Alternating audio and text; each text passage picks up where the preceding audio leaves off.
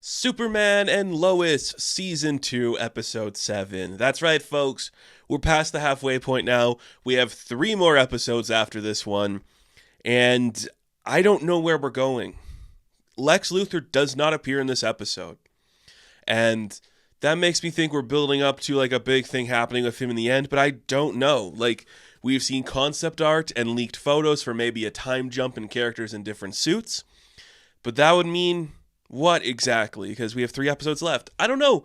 All I know is this episode was awesome. We're getting close to the end of a show. So do a contemplative episode about like the meaning of what it means to be this character. That is what this episode is. I think that's awesome. This is not only the best episode of the season thus far, it might be one of the better episodes of the entire show. Because it takes the very simple premise of like, what do we do with an adult Superman with old kids? How does his world change? How are we talking about 2024 Superman in a way we haven't talked about 2024 Superman before? What if his entire being was put into question in a way that he hasn't experienced before? I really like that. And the flashbacks in this episode, I think, really work for everything this show has been talking about and how isolating this Superman has kind of been.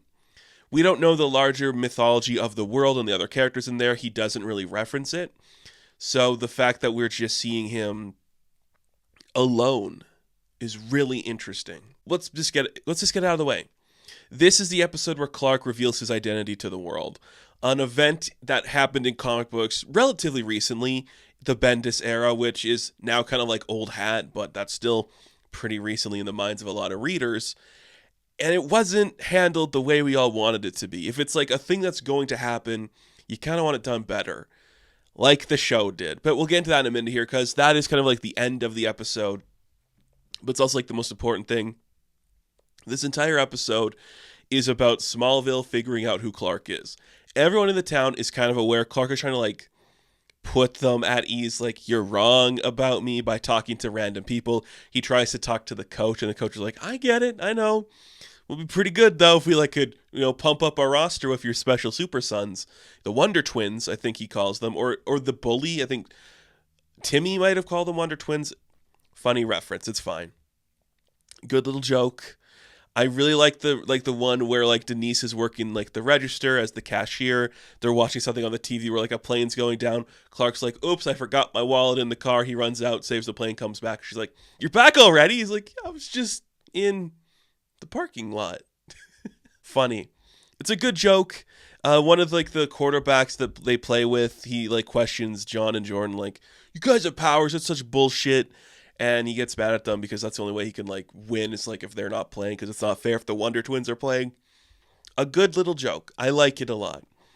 Like, it's too hard to go back now.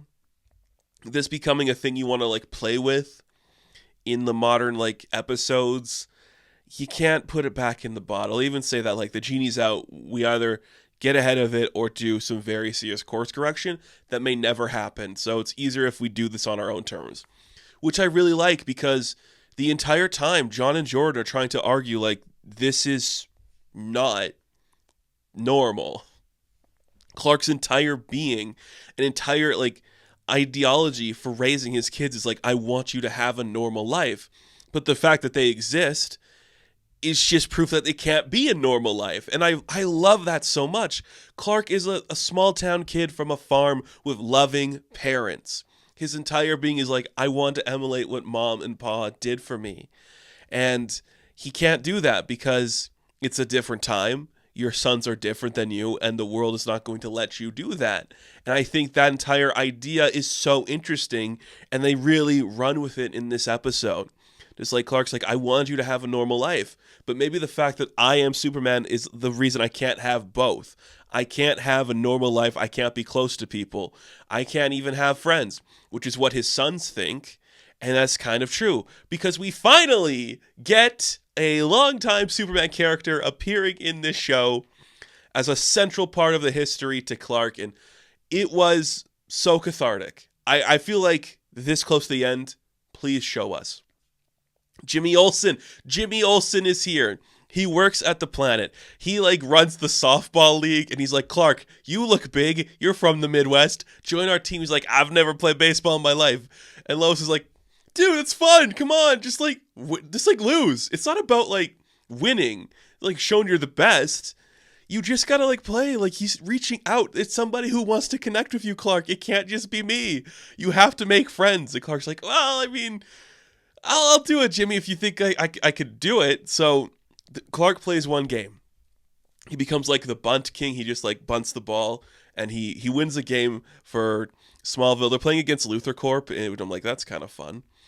But the more and more the softball season goes on, the more and more Clark isn't showing up to the games, or there's like a big emergency, and Jimmy is like, I get it, dude. Like, you don't want to hang out with me. That's fine. We don't have to be friends. But like, don't you think this is fun a little bit? So Jimmy starts to suspect something, like Clark is intentionally missing the games. So he does his own research, and he's like, I kind of figured it out. Every time we've had like a game, there's been like a major event going on elsewhere that Superman is involved in. I think you're Superman, which is cool. Like, hey, we're friends. I like you, Clark. You can tell me. You can trust me. But Clark tells him, I'm not Superman. Which I think, to emphasize what this episode is trying to say, Jimmy Olsen is that perfect character to do it with. I love Jimmy Olsen as a character. I'll say that. I think he's so crucial to the Superman mythology. And so many different interpretations outside of the comic books have been scared to use him in modern times to full effect. If we're going to have him show up in one episode of this show, and the thing is to show how isolated Clark has made himself by becoming Superman, Jimmy is the perfect character to do that with. Lois is his wife. He loves Lois. We love that connection to that relationship. But to show you, like, there's no extended Superman family of characters. We don't have Perry or Kent Grant showing up in here. So yes, Jimmy's the perfect character to do that with. They tease that they're friendly and like each other, but they're not like super close. And I really love that. We'll come back to the Jimmy stuff in a minute here. That made the episode for me. I really like that, if not for everything else going on. Because Kyle is back. I didn't think we'd see him. Him and Chrissy are trying to buy a house. They found like a nice plot that's a little out of their price range. And I was looking at this really nice house.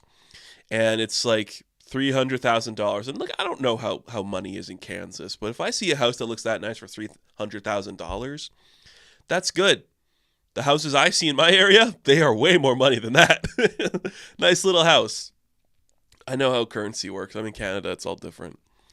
But they're going to have to like sell some stuff. So Chrissy's like, I'm going to sell like my share of the Gazette. Kyle's got to sell the grill. Grill master Kyle's got to sell his grill. Nobody wants to buy it. So Clark and Lois have like the idea, why don't we buy Chrissy's shares out? So if she wants to come back, she can take them back. But it's our way to invest in you. Like, we have money from Sam, so that could be what we do. I like that. It's a fun angle to play with.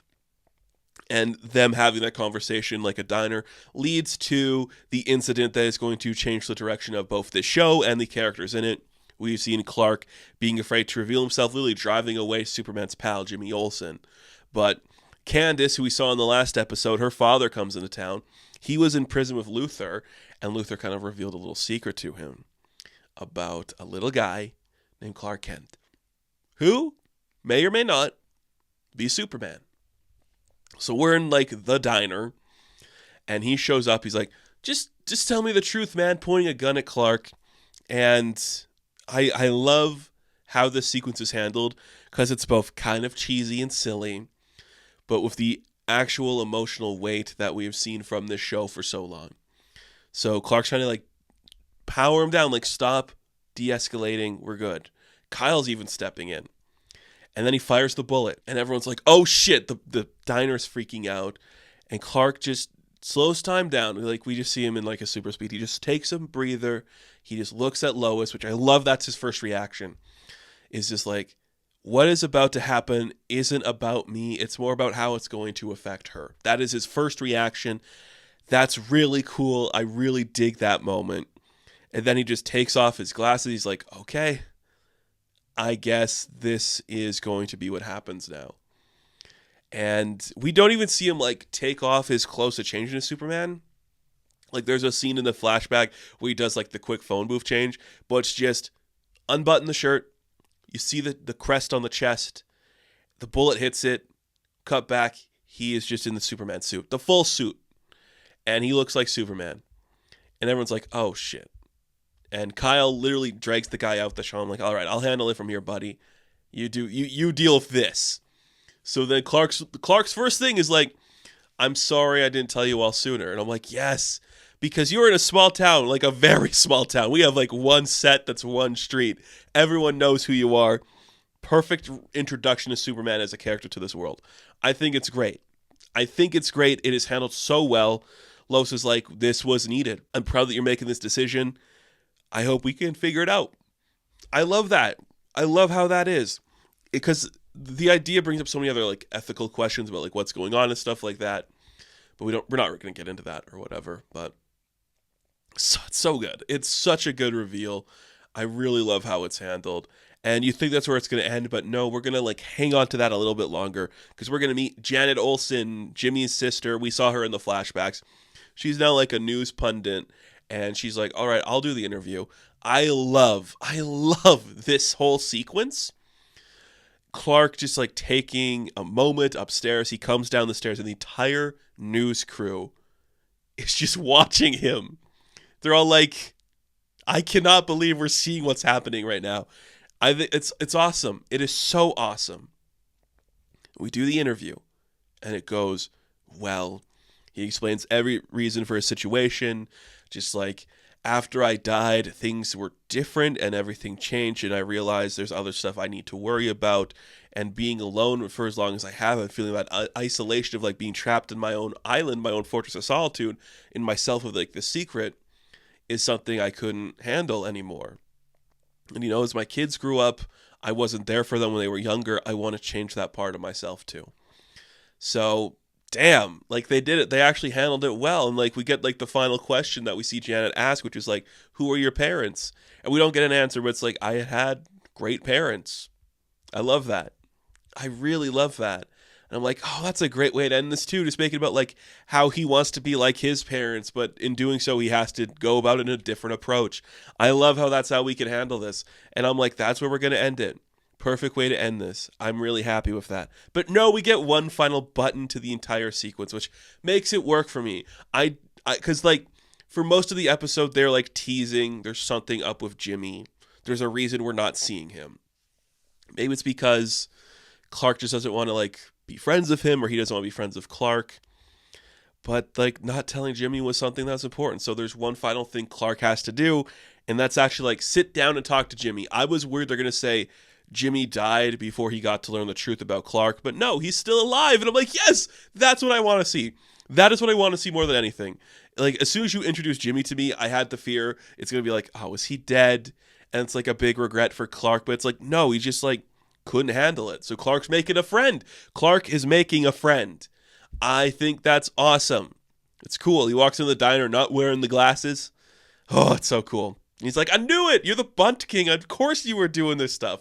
You're not a regular guy, dude. I knew you were special. He's like, I don't care about any of that shit now. Look at you. You're my pal. I'm like, yes. Yes.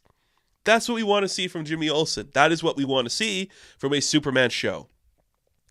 I am so happy we got this happening because like it feels so in character to these people, and it makes me so happy. I'm glad we're here. I'm glad we've reached this point in Superman mythology where we can tell this story, have it feel naturalistic and make sense and not feel forced and stupid and something that ruined why Bendis was even at DC in the first place. It's so weird to take inspiration from Bendis DC because who remembers that, It was so recently, but still so long ago. So much has happened since then. It's so interesting. But a great episode. 3 more to go. I'm very curious to see what's going to happen. So that's going to do it for this review. We'll be back next week to talk the rest of this show. I cannot wait. Until then, thank you all for watching. Be sure to like and subscribe to the channel. As always, you can check me out on Instagram, TikTok, and Twitter. And of course, I will catch you in the next one. Have fun. Stay safe. Good luck.